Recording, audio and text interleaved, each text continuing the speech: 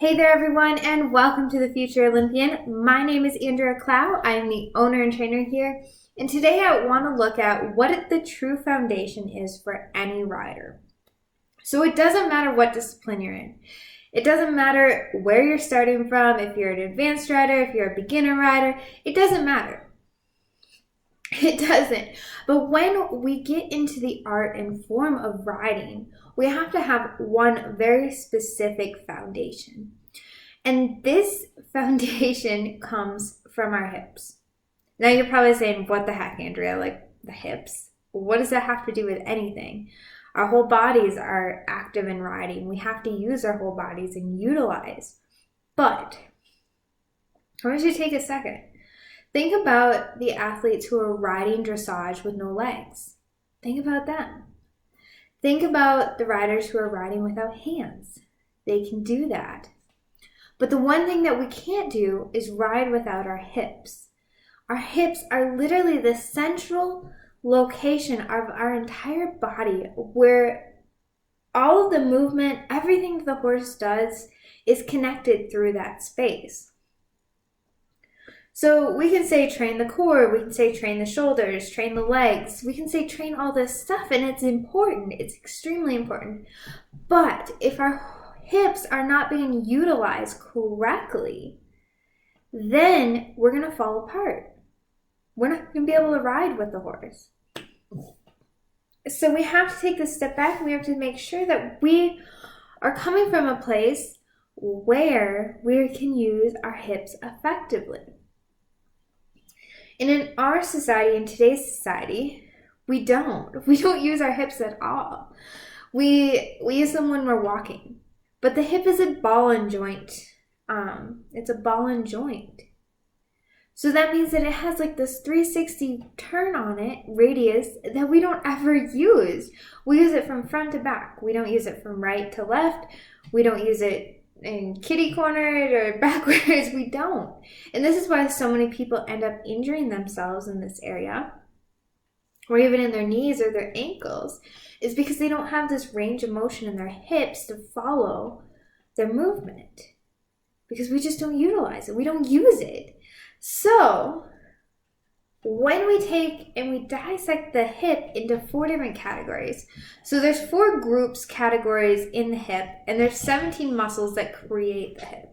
So when we break this down, we have a gluteal, we have a lateral rotator, adductor, and ellipsis, and I can never say that right. Those are the 4 different groups. And then we have muscles that are contingent in that group. So, in the gluteal group, we have gluteus maximus, medius, and minimus, and the tensor fascia, okay?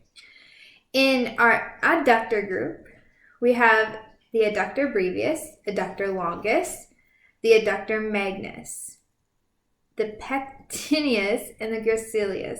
So we have these muscles in that group. In the ellipsius, we have and the piezo major. And then when we come down to the lateral group, we have the extremius and the internus abductors, piriformis, superior and inferior gemelli, and the quadriceps femoris, okay? So these are our different groups, and you can get the exact names if you go check out the blog for this. Because I know I probably butchered a few of those names. So when we dissect it, we look at the hip, you don't have to memorize all these different combinations going on in the hip. But what you do need to know is that as an athlete, the ellipsius group is going to be affected in most likely the tightest area of the entire thing. Those are called your hip flexors. So if someone says that their hip flexors are tight, that's the group they're talking about. And this is located on the front of the body. So if you look at the front of your thighs, that's what I'm talking about. And this section is used for controlling our knees and bending at the waist. So if you have a hard time bending over, that is probably why, because those are super tight and they get shortened when we're sitting. So if we're sitting all day long, those are going to be super, super short.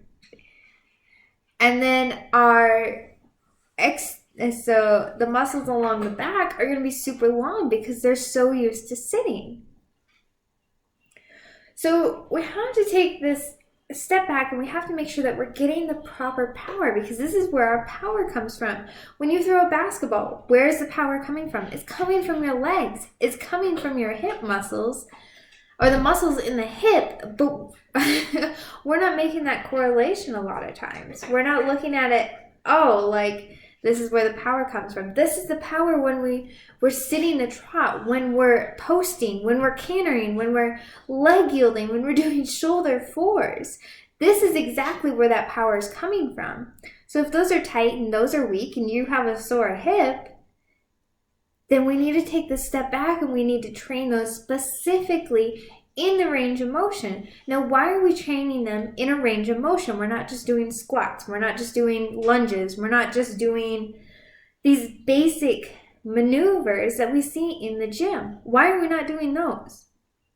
Because they're only training one group. They're not training for the full range of motion of that ball and socket joint. They're not. So we have to train them so that they are strong in that 360 joint maneuver.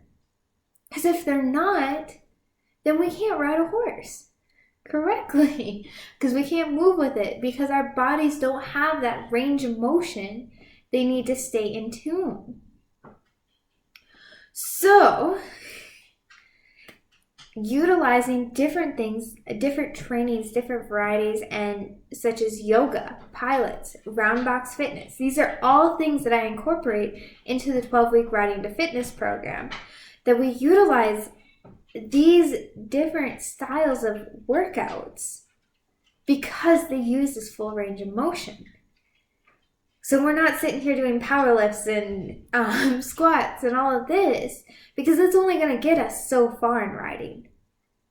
We have to do the other stuff to learn that range of motion in our bodies and build the strength through the fascia, the muscle, all of it, the joint, to use it correctly. Horses are a 3D movement, so why train in a 2D movement? It doesn't make any sense. There's no correlation. Why train 2D when you're doing something 3D? So we have to learn to take this step back and make sure we're training our bodies correctly. And this is why I say the hips are our main foundational area. Because if our hips are not working correctly, if they're sore and they're tight, if they're tight, they're weak. Like, that correlates because they're having to make up for muscle that they just don't have, that haven't been trained, and walking around is not going to train them. We have to train them in this 360 movement in 3D.